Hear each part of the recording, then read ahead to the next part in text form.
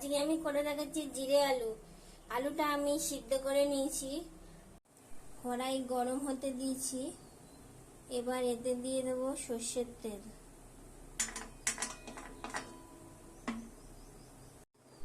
তেলটা গরম হয়ে গেছে, এতে আমি দেবো জিরে।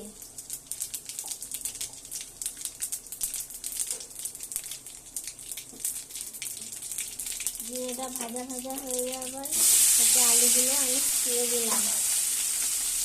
আলুগুলো আমি একটু নুন দিয়ে সিদ্ধ করে রেখেছিলাম।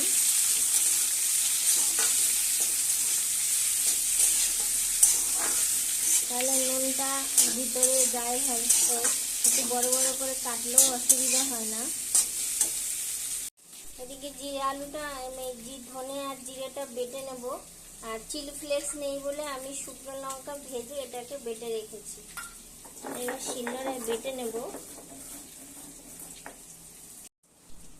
এই যে ধনে জিরেটা আমার বাটা হয়ে গেছে, কিন্তু এতটা আমি দেব না, এটা আমি রেখে দিই।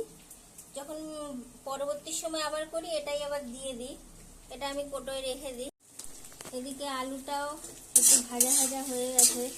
জিরে আলুটা আমি এতে আর নুন টুন কিছু দেবো না, যেহেতু নুন দিয়ে সিদ্ধ করেছি। এবার এই ধনে জিরেটা এটা দিয়ে দেবো।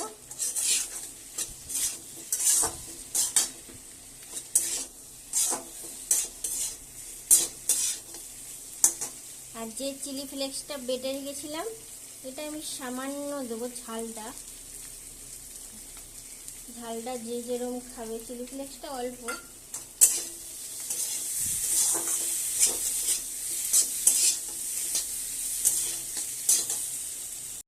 হয়ে গেল আমার এই যে জিরে আলু। এটা রুটি দিয়ে খেতে খুব ভালো লাগে, ভীষণই ভালো লাগে এটা রুটি দিয়ে খেতে। এবার এর উপর দিয়ে একটু লঙ্কা চিলি ফ্লেক্স দিলেও হয় আর না দিলেও হয়। তা আমি একটু সামান্য গোলমরিচ দিয়ে দিচ্ছি।